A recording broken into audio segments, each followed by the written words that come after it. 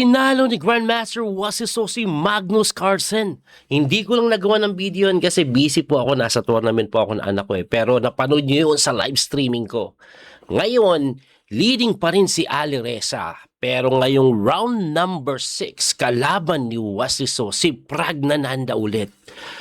Kung manalo si Wasiso dito, tapos si Ali Reza, talunin ni Magnus kasi si Magnus kalaban niya eh. Babaligtad ang mundo. Si Wesley ang magli-leading sa tournament. Anong nangyari dito? Ito po, puti po si Grandmaster Wesley. So, ang tinira niya, D4. Na sinagot ni Prag ng D5. Pagka C4, E6, Queen's Gambit decline. Nag-Knight C3, tapos C6 lang oh. Napakakunat na approach. Ito po yung tinatawag nilang Queen's Gambit decline na semi-slab defense, accelerated move order. Bakit accelerated move order? Kasi inuuna po ito eh. Pero inuna niya C6. Yun po yung semi-slab eh. Ang problema kasi, pag nag-knight ka po sa may F6, ipakita ko lang ha, ang paborito kasi ni Wasiso dyan, kinakapture niya, tas Bishop G5. Ngayon, yung sequence na sinunod ni Pragnananda, iniiwasan niya yung tirada ni Wesley na Bishop lalabas doon. Kaya nga po napilitan yan mag-E3. Coach, teka lang. Bakit kailangan mag-E3? Bakit hindi na lang po mag-Knight to F3? Hindi din pwede yung Knight to F3. Sana, asaan mo sana. Kasi magna-Knight F6 yan eh. Tapos makapag-Bishop G5 ka pa rin. Hindi po kasi gano'n ang mangyayari. Pag po kasi nag-Knight to F3 ka, may mga tirada pong kakapturin agad. Ganun po ang gagawin yan. Tapos pag ikaw ay nag-E4, mag-BB5, ayan o, medyo mahihirapan kang bawiin yan. Iniwasan din ni Wesley so yun. Kaya napilitan po siyang mag-E3 na lang. At pagka E3 po, tumira po si Pragnananda ng Knight to F6. Ayan na, sabi niya, yes, nakulong na yung Bishop ni Wesley. Dito na tayo. Pero Wesley so, abay, wala naman masyadong pakialam. Nag-Knight to F3 develop, nag-Knight to D7, and then Wesley nag-Bishop to E2 na sinagot po ng Bishop to D6. Pagka Bishop to D6, nag-castling lang si Wesley, nag-castling si Prag, at tingnan nyo po yung oras ni Pragnananda. Halata nung preparado eh. 1:58 pa siya, samantalang si Wesley 1:50 na lang, lamang na agad ng 8 minuto si Prag. No, this is move number 8 pa lang. Ang tinira po is nag B3 para saan? Para dito po ilalabas yung kanyang bishop na sinagot po ng Knight to E5. Talagang preparado itong si Prag, mabilis tumira. Wesley so nag-develop. Pagka-develop F5, grabe, alam na alam ni Prag yung kanyang gagawin. Actually, linya pa rin po ito eh. Tingnan niyo po yung oras, 17 minutes ng kalamangan ni Pragnananda. Na-shoot sa balde si Wesley. Di ba? Anyway, pagka F5, nag-G3 lang si Wes. Para saan yung G3? Kasi yung F5 na yan, pwedeng itulak po sa F4, mabubuksan yung F5, mamaya papasok dito yung Reyna. Ayan o, gaganyan, atake yan dito eh. Kaya inunahan na, G3 na po, na sinagot ni Prag ng Queen to F6. At kung mapapansin nyo, ibalik ko lang ha, tingnan nyo po ito ha. 57, naging 53. Nag-isip po ng 4 na minuto. Yun. At pagka Queen to F6, tumira po si Wesley ng A4. May plano si Wesley, mamaya ano, pwede ipalit po dito yung kanyang bishop. Kasi bad na po ito eh. Naharangan kasi. Diba? Anyway, ang sinagot po dyan ni Prag, nag-A5 na novelty ng laro. Ibalik po natin, no? May tumira before, Queen to E7.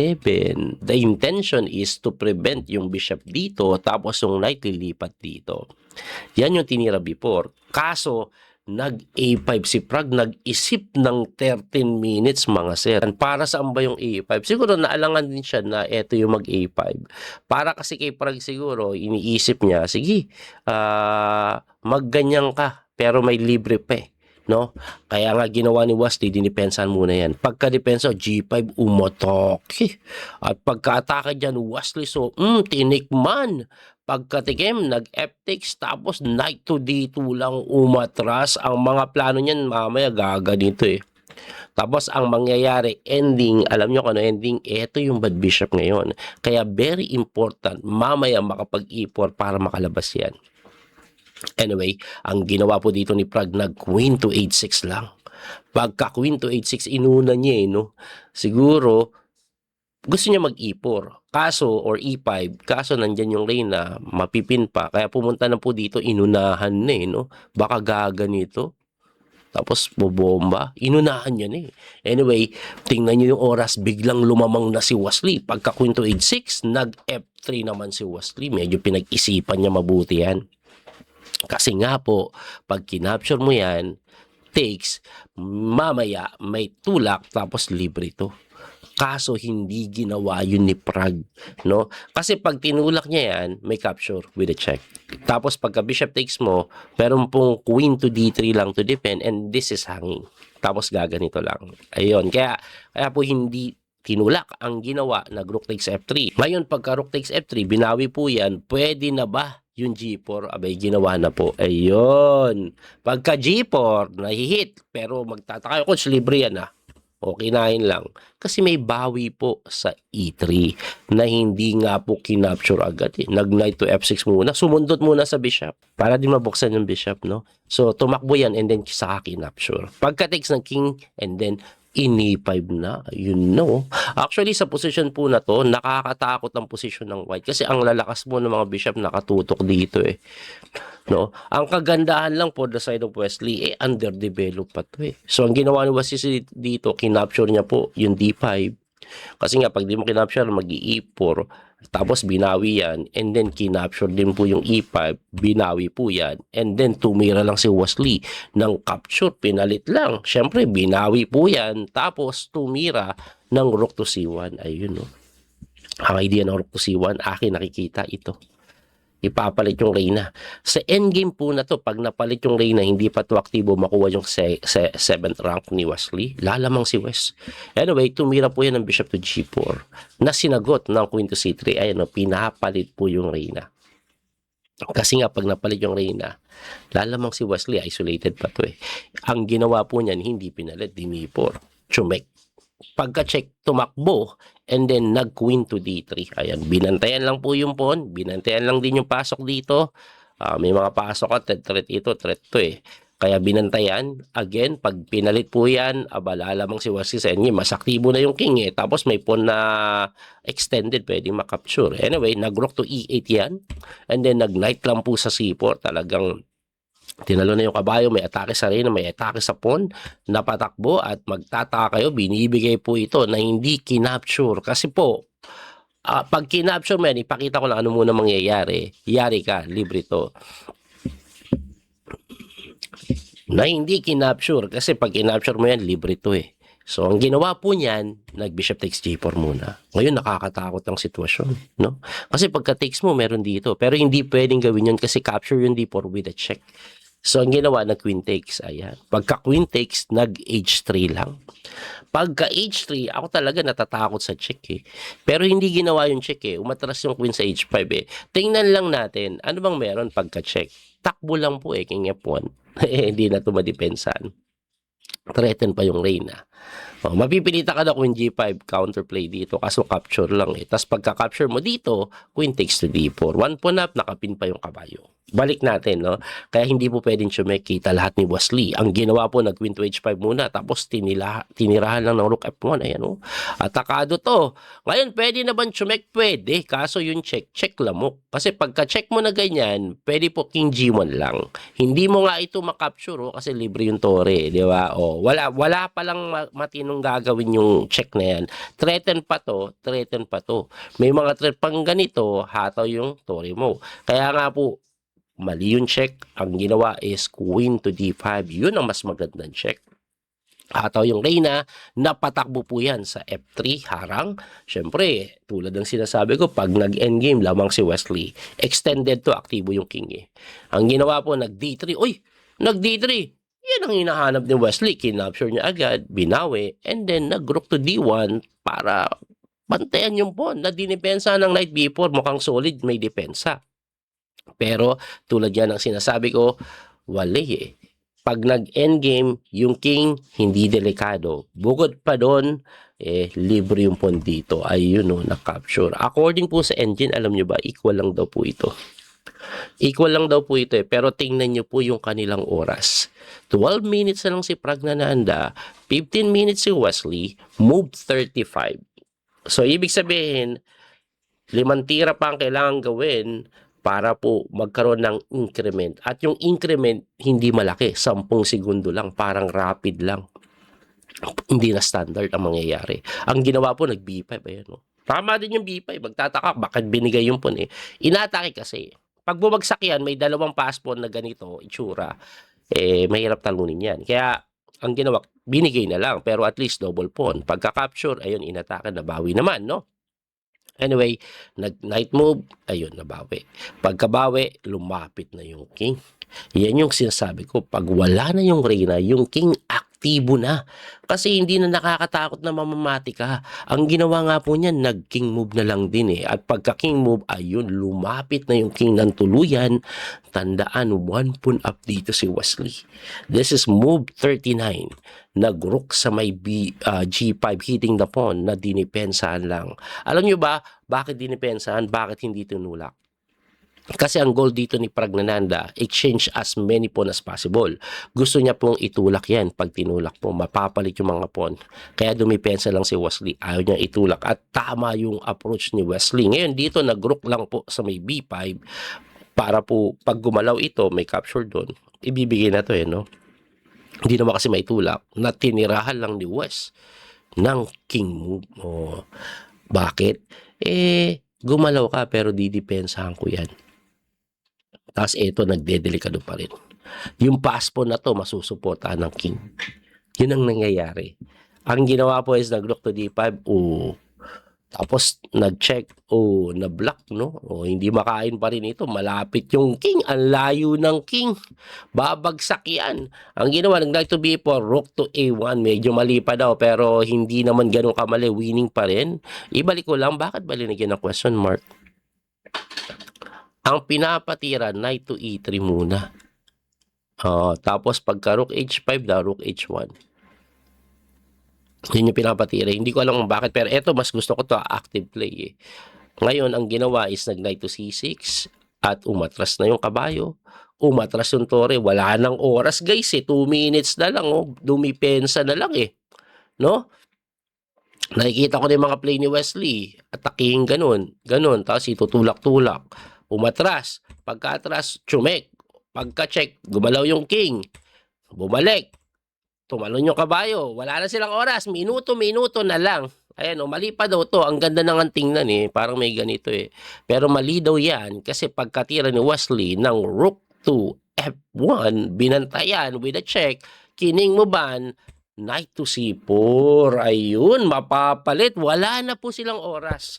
Kung mapapansin nyo, marami silang pula-pula, no? Kasi po walang oras ito. Tingnan mo, less than a minute na lang, 31 seconds. Wesley, 1 minute and 32. Ang increment nito, 30 seconds per move lang. So, ang ginawa po niya, knight takes c4 na mali. Ibalik natin, huwag mong ipalit daw. Kasi pag pinalit mo, mas madaling ipanalo. Though winning pa rin. Kahit iatras mo yan sa knight c6, winning pa rin yan. Kaso, mas madali daw ipanalo. Kasi pagka takes, and then nag-king move, tinirahan lang po ng rook to f3, hindi na po madipensahan. So, ang ginawa ni Prag, nag-rook na lang po sa dipo. Sige, kainin mo. Makain ko to, tabla pa rin yan. Dito pinalit Ayan, hinamon. Pagkatakbo doon, bumalik. Tatabla ba ni Wesley? Itatabla, no? Kasi sasabihin nyo, boy, tabla yan eh. Hindi, ganyan ang mga professional. Pag wala kang oras, i-repeat mo yung tira kahit 1, 2 beses. Huwag lang 3 kasi matatabla. Bakit? Nag-gain ng time para may oras mag-isip kasi time pressure na eh. So, ayun, bumalik. Di ba, hindi na bumalik. Nag-rook na doon, kumounter dito. Di ba?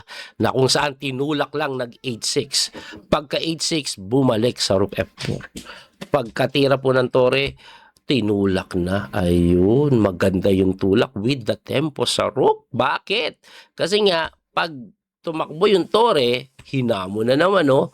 Tumakbo na naman, eto na. rook behind the pass pawn at medyo malungkot yan dahil hindi ka na makaporma. Ang susunod na tira yung pawn babagsak na. So ang ginawa po niyan, tinulak, kinapture na yung pawn, 2 pawns up. This is already winning. So nag-rook sa g6 na tinulak, capture takes, and then nag-rook na naman, hinarangan kasi itutulak po yan na itutulak na tinirahan lang ng check, at pagka-check, check na naman, ayun, naparesign na si Pragnananda. Bakit? Libre coach, may check mapapalit. Di wag mong kainin, itakbo natin doon. Kaso pagka king to c4, suportado yung pawn, this is already winning. Actually, kahit wala na po ata to, panalo na yan. Kasi itatakbo lang yung toring ganun, tapos lalapit dito, tulak, no. Dahil yung king hindi na makatawid. Hindi na po siya makatawid, bantay sarado na ng tore itong d-file. At dahil sa panalo ni Wesley So na yan, bumulusok ang score niya po, 11.5 na. Dalawang sunod na nalo ng 3 points plus 6. Plus 6 bigla. Yung 5.5 plus 6, 11.5. Ang tanong, anong nangyari kay Magnus at kay Alireza? Pangit ang laro ni Magnus Madalawang kaya siya ni Alireza kasi tinalo siya ni Alireza round 1, di ba? So ngayon, talunin kaya ulit siya. Tingnan po natin. Boom. Ibang level talaga si Magnus. Ubos si Alireza. Alam niyo ba karamihan pag galing sa talo, medyo nagpapahinga muna, umiiwas sa masamang pakiramdam, tumatabla-tabla. Tapos saka magta-try. Pero Magnus, wala. Talo ko kay Wesley kahapon. Ikaw na lang pagdiskitahan ko, Alireza. Ayan po ang nangyari sa kanila, Roy Lopez lang, no? Roy Lopez, no? Tinalo to. Equal to, Equal po ito. I'm very equal, Grabe naman yung play na yun, Pumasok lang, kinapture takes. Syempre. Grabe, nag-1 pawn up na. Umatras lang. Ang nakakapagtaka doon, may check But they chinik. Mapipilitan ipalit lahat. Baka makatabla. Okay. Ala. Check. Grabe si Magnus. Nakakatakot yung posisyon. Pero ang mas nakakatakot, yung oras ni Alireza. Tingnan niyo po. Ang oras niya po ay 10 minutes na lang. And move 30 pa lang. 49 pa si Magnus. Bilis tumira ni Magnus. Ang malupit, 1 pawn up po ito. 1 pawn up ito. Ayan na. Yung pass pawn. Ayun na. Magtatrabaho. Ayun. Babagsak na yung isa pa. Bumagsak na nga. Okay. Grabe. Wala na to. Grabe. Kining mo ban lang, Oops. Check. Ubos. Daming pawn. Tapos 21 seconds ka na lang. Lamang ng 3 pawn si Magnus. Time pressure ka pa. 2 pawn. Wala. Igagrind ka ni Magnus baby dyan. 3 pawn. Nag-resign na. Sabi na awat na. awat na Kasi ubos na naman yung pawn. Hindi. Ito pala yung tiro. Papalit yung Reyna. Kaya awat na. At ang matindi, sa araw na to, walang naging tabla dahil si Gukesh tinalo ni Vincent Keimer. Ngayon, ano ang standing? Tantananan! Wesley So leading na sa torneo, 11.5. Sumusunod si Alireza with 10 points and then Vincent Keimer 8 points. Si Magnus hindi na kulelat. Bakit? Natalo yung dalawang Indian kaya ayan na si Magnus 7.5, number 4. Pero grabe si Wesley So. Basher labas. Pusang gala. Boy tabla kayo ng boy tabla. Ang bigat ng lineup, leading after 6 rounds. So, 4 na rounds na lang po ang nalalabi. Medyo mawawalan ng boses yung mga nag-iingay dyan na against kay Wesley. Malamang sa malamang. Anyway, may tournament pa rin po yung anak ko. Ang aga kong gumising. Bagong gising ako Alas 6 pa lang po dito Kailangan nasa venue kami or nasa kalsada na kami bago mag alas 8 para hindi kami malate dahil alas 9 yung laro. Hindi ako makapag-live dahil nakapokus ako ngayon talaga kay Jade tinitingnan ko yung laro niya. Nakakatuwa yung standard play. Ito siya. Ay, wake up already. I-take shower ha. Oh. Talo siya kahapon sa 1845 ata 1850 yung rating na from Canada. Natalo siya pero okay lang, ang ganda ng laban kasi tumatagal yung laban niya 3 hours mahigit. Pag naglalaro, nag-iisip yung kalaban niya, pinapahirapan niya, papaisip din. Bata pa tong si JD, saka hindi pa ito ma-experience. Pero nakikita ko yung dedication niya sa laro. Matyagang mag-isip. Hindi lang tira ng tira. Anyway, abangan nyo po yung mga susunod natin ng video. Of course, don't forget to download our Biyaherong Chess Coach application. So, i-search nyo lang po yan sa may Google Play Store, Biyaherong Chess Coach app. Lalabas na yan, Biyaherong Chess Coach. At sana po, ma-download nyo at masuportahan. Pag-premium din kayo para mas maging mabilis ang inyong pag-improve. Promise. Anyway, hanggang dito na lang po tayo. Abangan po ninyo yung laro bukas. Hanggang sa muling pagkikita. Don't forget to like and share, follow and subscribe. God bless mga kabiyahe. Thank you po sa support. Bye-bye. That little mouse, 'cause I'm an albatross.